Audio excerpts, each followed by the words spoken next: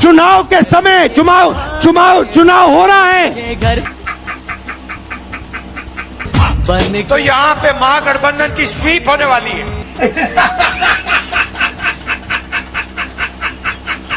वाह रे वाह, मजा आ गया। एक बार 26 में तो दुनिया का नाम है और बच गए तो जाति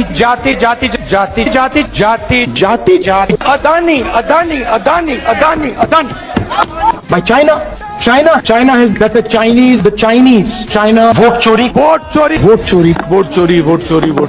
चोरी हो रही है। अब क्या कहना चाहते हैं आप? सर आप एक्टिंग बहुत अच्छी करते हैं, एक बार लालू जी की एक्टिंग करके दिखाएंगे क्या? अभी मजा आएगा ना भिड़ो। अरे है बुड़बक, अरे 2025 के चुनाव में तेजस्वी ने बहुत अच्छा काम किया है, लेकिन अब क्या कहें, गठबंधन की मजबूरी है, भैंस तो हमारी पानी में चली। आनंद दुबे जी राहुल जी के अंदाज में ये फंस गया सी है। देखिए भैया, ऐसा है, दिल्ली में जब पोल्यूशन होता है तो लोग कहते हैं विपक्ष जिम्मेदार है। अरे भैया हम क्या करें यार, हमारी कोई इज्जत है कि नहीं? अब मोदी जी की भी डिमांड है भाई, मोदी जी की भी डिमांड है। भाई साहब कुछ ज्यादा नहीं हो गया ये? भाइयों और बहनों, मैं आपको विश्वास दिलाता हूं कि ये जो विपक्ष है ना, आज नहीं तो कल नहीं तो परसों, लग जाए परसों जरूर जीते। अरविंद केजरीवाल, देखिए जी, जब पूरा देश हमको देखता है जी और ठंडी के बारे में बात करता है जी, तो गूगल नहीं देखता, हमारा मुखर देखता है।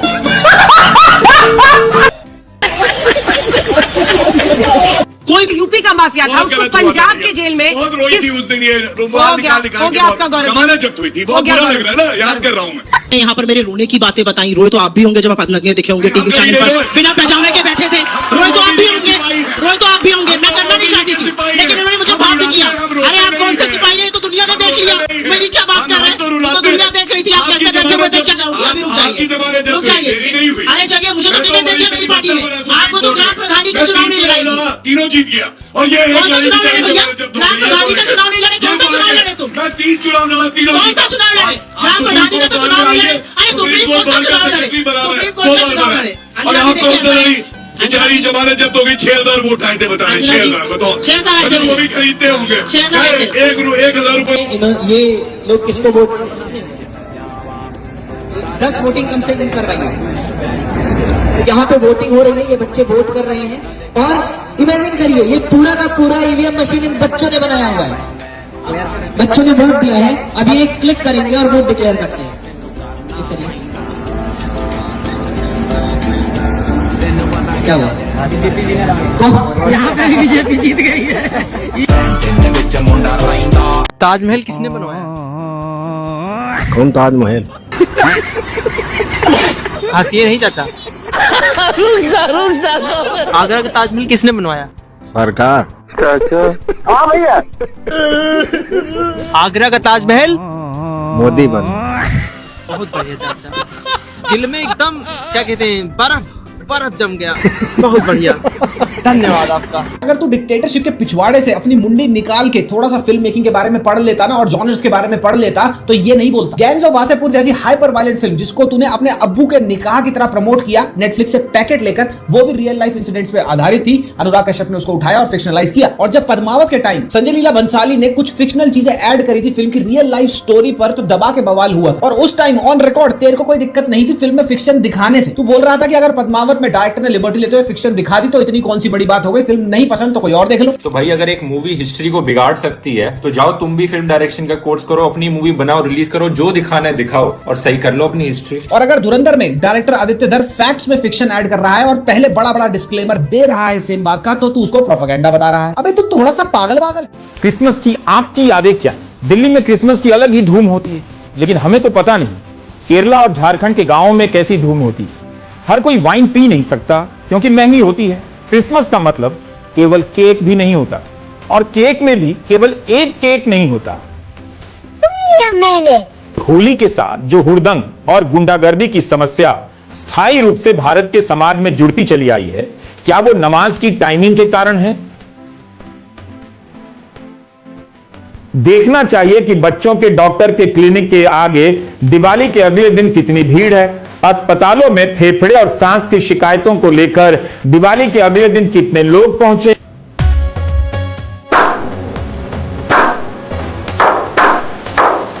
क्रिसमस की आपकी यादें क्या है? बोलिए sir.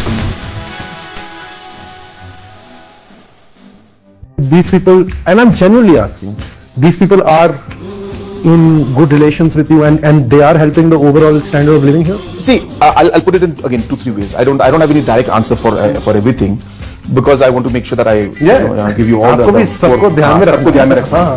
But number one, there is no doubt that there is a solid economic agenda of this nation. Okay. There's no doubt about it. There is no doubt that the Honorable Prime Minister has given the attention and the focus on Northeast like never before. So it's really, really focused. And this is not because Prime Minister says it. It's because the people who are working with him, below him, as ministers also, as officials also, they keep repeating this. So the most common line that I get when I go to Delhi is that, "Arey Conrad, कुछ बताओ क्या करे? PM साहब कल पूछेंगे कि आपने मेघालय के लिए क्या किया है।" ये और ये एक आदमी नहीं बोलता, ये सब बोलते हैं।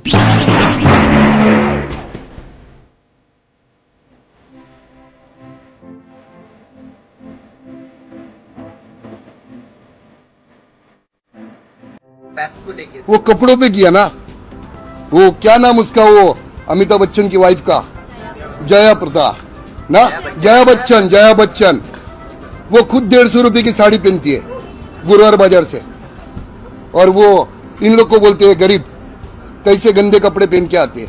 अरे काय को जाते रहे ऐसे लोगों के पीछे जहां पे आपको इज्जत नहीं मिलती है। इनको इनकी औकात मालूम पड़ेगी जब आप इनको ना दिखाना बंद करोगे, समझा? आपके वजह से ना इन लोग दिख रहे, वरना इन लोग को कुत्ता नहीं जानता रे कोई। जहां पे आपको इज्जत नहीं मिलेगी ना, मैं आपको सबको हाथ जोड़ के बोलता हूं, हम लोग जो बनाए ना वो आपके वजह से बनाए, और हम लोग ही अगर आपकी इज्जत नहीं करेगा ना, तो फिर आप लोगों को सोचना बहुत जरूरी है, बहुत सोचना जरूरी है। There is no Hindu country in the world. Digvijay Singh is saying, and I quote, here is what he said: radicals in India are acting against religious minorities. A reaction to that is being seen in Bangladesh. What is the cause of radicalization? Cause of radicalization are that there are these anti-state actors, anti-India actors, which use whatever fodder they can to fuel the fire against Indians and Hindus in our neighborhood, and that is the fodder is to them is given by the BJP and the Sangh Parivar. When you have BJP MLA saying सारे हिंदुओं को हथियार उठा लेने चाहिए. So Padmaja, at the outset, I am aghast at what Nikhil Jain has just said on your show, that it's the Sangh Parivar's actions. He drew an equivalence. I mean, we should not be surprised because he's Digvijay Singh's Shagird. Digvijay Singh had blamed 2611 as RSS ki sazish. So we should not be surprised. We've seen an encore of that on your show just now. But Padmaja, the fact of the matter is not just in words, but what if I tell you that the Congress party is pretty much in cahoots with the one that is perpetrating this sort of genocide on people, on Hindus in Bangladesh? The genocide right now being perpetrated on Hindus in Bangladesh is at the behest of Jamaat-e-Islami.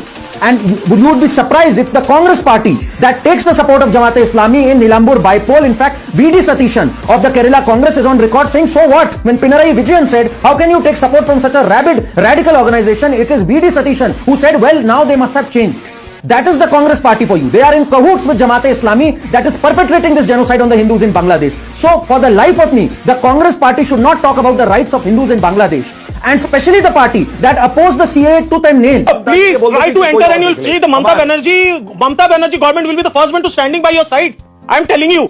So it's definitely a stretch, Padmaja, but for our friend from TMC to say that the Mamata government will always be with you, let me remind him just a week back, it's the High Court which has rapped the Mamata government on its knuckles and said that you've not even provided land for the fencing to the BSF. It's a national security issue and you should do much better than that. And I want to directly talk to Mr. Kohli here. We are done with the opposition in the sense they've opposed CAA. They could not even stand for the persecuted Hindus. But what is the government doing? Since August 2024, this government has been caught napping on this issue. When Muhammad Yunus goes to China and talks that he will isolate the Seven Sisters, our government should have sent a pretty strong message. What have we done in this regard? Today we have joint exercises that are happening between the Pakistan's ISI and Bangladesh. We cannot keep bashing the Congress and TMC. For God's sake, this government needs to dig its heels in and show that it stands for Hindus in Bangladesh. No, I think that's a fair expectation because after all, at the end of the day, there is no Hindu country in the world. And where would the Hindus go except come to India? So therefore, that's a fair point, and I don't have any quarrel with that expectation. That expectation is logical also, and